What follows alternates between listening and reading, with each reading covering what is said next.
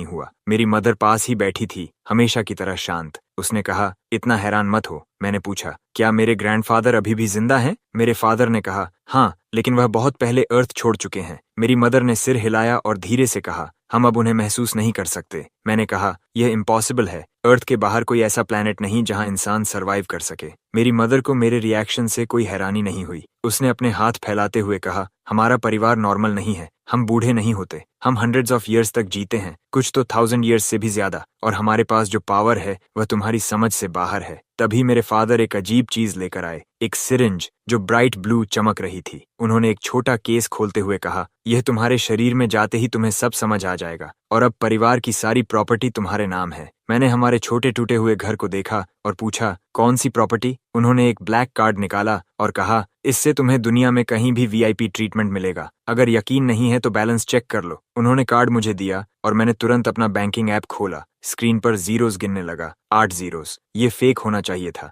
मैंने पूछा, हमारे परिवार के पास आखिर कितना पैसा है? उन्होंने एक दूसरे को देखा। मेरे फादर बोले, हमें नहीं पता, लेकिन इस दुनिया में किसी के पास हमसे ज्यादा नहीं है। हम अपने छोटे से मेसी लिविंग रूम में बैठे थे, लेकिन अब सब कुछ अलग लग रहा था। मैं सोच भी नहीं पा रहा था। मुझे एक ऑनलाइन वीडियो याद आया जिसमें एक रिच किड कह रहा था कि उसे फर्क नहीं पड़ता कि उसके दोस्तों के पास पैसा है या नहीं, क्योंकि कोई भी उससे ज्यादा अमीर नहीं हो सकता। मेरे पेरेंट्स गेट के पास खड़े थे। उनके काल्म चेहरे सब कुछ और रियल बना रहे थे। मेरे फादर ने कहा, एक दिन तुम भी हमारे जैसे बनोगे, इस दुनिया के रूल्स से आजाद। मेरी मदर ने आसमान की तरफ इशारा किया और कहा, जब अर्थ बोरिंग लगे हमारे पास आ जाना। मैं कुछ कहने ही वाला था, लेकिन मेरे फादर ने बिना कुछ बोले सिरिंज मेरे हाथ में घुसा दी। एक तेज दर्द हुआ, फिर मुझे कुछ महसूस नहीं हुआ। मैं गिर गया। धुंधली नजरों से मैंने अपने पेरेंट्स को साथ खड़े देखा। उनके पीछे ब्राइट लाइट बढ़ रही थी। जब मैंने फिर से आंखें खोली, मैं कहीं और था। हर तरफ ब्लू लाइट थी। मेरे सामने वर्ड्स दिखे, tycoon system, unlocking all wealth. Energy मेरे पूरे शरीर में वेव की तरह दौड़ गई। फिर मैं जाग गया। मैं अपने बेड पर था। दिल तेजी से धड़क रहा था। क्या ये सब एक सपना था? नहीं, मुझे हर वर्ड याद था। पैसा, पावर और एक ग्रैंडफादर जो आसमान के पार कहीं खो गया। सुबह हो चुकी थी। मैं तुरंत बेड से कूदकर अपने पेरेंट्स को ढूंढने लगा। मैं हर रूम में भागा, उन्हें पुकारता रहा, लेकिन उनका बेडरूम खाली था। बेड अनटच्ड था। तभी एक ग्लोइंग ब्लू स्क्रीन कमरे में चमकी। एक आवाज आई, ढूंढने की जरूरत नहीं है। 99th होस्ट पहले ही 98th को ढूंढने जा चुका है। अब सब कुछ रियल लगने लगा। वह फैमिली सिस्टम जो मेरे पेरेंट्स ने बताया था मेरे सामने तैर रहा था। मैंने सांस रोकी। सिस्टम बोला, जब तुम्हारा अथॉरिटी लेवल काफी बढ़ जाएगा तब तुम इस प्लेनेट को छोड़कर उन्हें ढूंढ सकते हो। फिर उसने मिशंस दिखाए, स्पेंड मनी, शो ऑफ। मैं स्क्रीन को घूरता रह गया। यही प्लान था। मेरी एक्स गर्लफ्रेंड मुझे छोड़ गई क्योंकि मेरे पास कुछ नहीं था। इतने पैसे के साथ अब ऐसा कभी नहीं होगा। पहला मिशन सामने आया, पूरी दुनिया को बताओ कि मैं सबसे अमीर आदमी हूँ। Deadline 1 year. मैं सोचने लगा कि शुरुआत कहाँ से करूं। पैसा खर्च करना था, ये क्लियर था,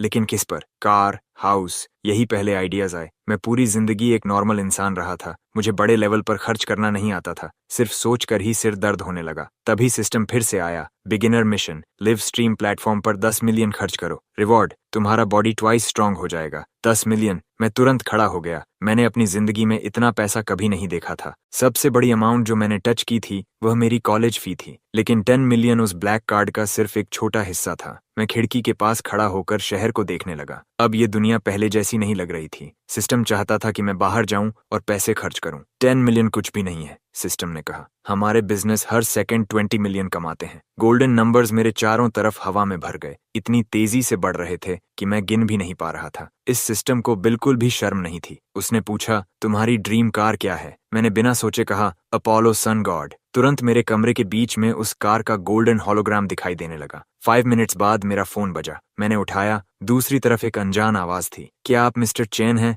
हमने आपके लिए एक कस्टम स्पोर्ट्स कार तैयार की है, उसने कहा। हम डिलीवरी अरेंज करने के लिए कॉल कर रहे हैं। मैं फ्रीज हो गया। मैंने कभी कोई ऑर्डर नहीं दिया था। मैंने तो बस नाम बोला था। क्या सिस्टम ने खुद ऑर्डर कर दिया? ये कैसे पॉसिबल था? मैं बेड पर बैठकर फोन को घूरता रहा। वह आदमी अब भी बोल रहा था, custom design, smart controls, best features. उसकी आवाज काल्म और प्रोफेशनल थी। हम इसे 2 वीक्स में डिलीवर कर देंगे, उसने कहा। मैंने कहा, जब रेडी हो जाए तो कांटेक्ट करना। उसने जवाब दिया, आपकी सेवा करना हमारे लिए सम्मान है। मुझे अभी भी लग रहा था जैसे मैं सपना देख रहा हूँ, लेकिन कुछ तो गलत था। ऐसी कार्स को बनाने में नॉर्मली 6 मंथ्स या 1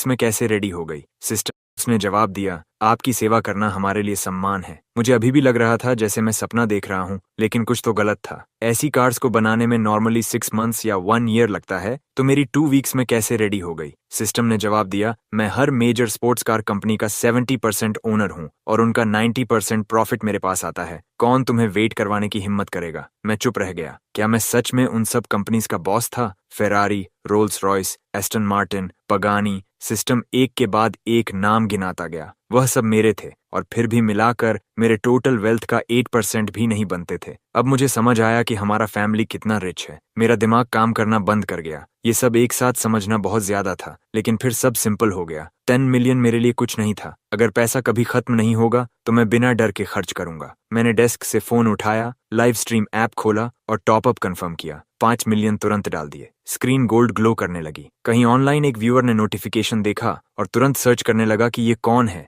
जिसने 5 मिलियन खर्च कर दिए। 2 साल पुराना अकाउंट, लगभग कोई स्पेंडिंग हिस्ट्री नहीं। वह कंफ्यूज था। इधर मैं अपने कमरे में हल्की स्माइल के साथ बैठा था। ऑनलाइन लोग मुझे फूल कह रहे थे। कुछ कह रहे थे कि मैंने कंपनी का पैसा चुराया है। मैं हर कमेंट पढ़ रहा था और मुस्कुरा रहा था, लेकिन मेरे हाथ अब भी कांप रहे थे। मेरा एक हिस्सा अब भी बिलीव नहीं कर पा रहा था कि मैंने क्या किया। मैंने अपना चेहरा ढक लिया। 5 मिलियन एक टैप में खत्म। लेकिन फिर मैंने ऊपर देखा, ये तो बस शुरुआत थी। तुम्हें आदत हो जाएगी, सिस्टम ने कहा। मैंने सिर पकड़कर साई किया। सब कुछ बहुत तेजी से बदल गया था, लेकिन समर ब्रेक था और मुझे कहीं जाना नहीं था। आदत से मैंने एक गेमिंग स्ट्रीम खोली। मेरे फेवरेट स्ट्रीमर टीचर पू की। वह कॉमेडी गेमिंग कंटेंट करता था और मैं उसे महीनों से देख रहा था। पहले मैं उसे सिर्फ फ्री गिफ्ट्स देता था, लेकिन आज सब बदलने वाला था। मैंने एक साथ लगभग 8000 पैंडा गिफ्ट्स भेज दिए, 500,000 के। मैं आर्म्स क्रॉस करके पीछे लीन हो गया। अब पैसे खर्च करना डरावना नहीं लग रहा था। उसके स्ट्रीम पर टीचर पू अपनी सीट से लगभग कूद गया। चैट इतनी तेजी से चल रही थी कि बस कलर्स ही कलर्स दिख रहे थे।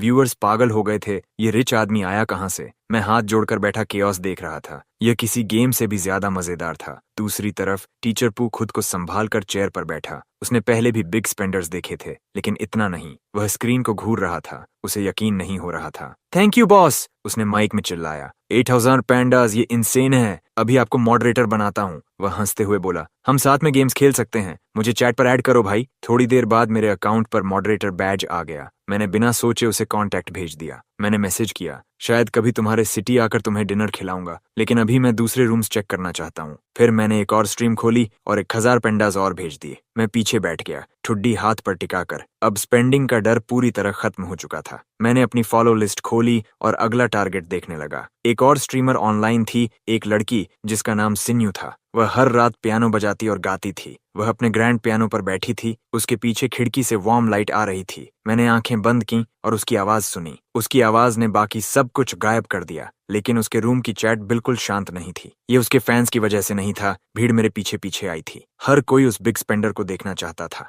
सबके मन में एक ही सवाल था, क्या मैं फिर से करूंगा? उन्हें ज्यादा इंतजार नहीं करना पड़ा। उसकी व्यूअर काउंट 60,000 तक पहुंच गई। मैं मुस्कुराए बिना नहीं रह सका। मैंने बिना कुछ कहे फोन उठाया। एक और 1000 पैंडास। सिन्यू बीच में ही रुक गई। उसके हाथ उसके मुंह पर चले गए। उसने कैलकुलेटर उठाया। 500 पर गिफ्ट, 1000 गिफ्ट्स, टोटल 500,000। उसका हिस्सा 250,000 था। उसने हाथ जोड़कर मुस्कुराया। उसे लगा जैसे वह दुनिया की सबसे लकी इंसान है। लेकिन फिर उसने यूजर नेम देखा और उसकी मुस्कान गायब हो गई। उसके स्ट्रीम पर रोज सिर्फ 2000 व्यूअर्स आते थे और यह नाम हर रात आता था। वह शांत व्यूअर जो कभी कुछ स्पेंड नहीं करता था। वह कुर्सी पर पीछे झुक गई। यह वही इंसान था जो हमेशा से वहां था। वह सही वर्ड्स नहीं ढूंढ पा रही थी, बस बार बार थैंक यू कह पा रही थी। नीचे कमेंट्स रुक ही नहीं रहे थे। चैट थमने का नाम नहीं ले रही थी। ये स्ट्रीमर अब फेमस होने वाली है, किसी ने लिखा। सिन्यू हर शब्द पढ़ रही थी। उसके हाथ उसके सीने पर थे। दिल तेजी से धड़क रहा था। तभी एक मैसेज ने उसे रोक दिया। ये सीधा उसके दिल तक पहुंच गया।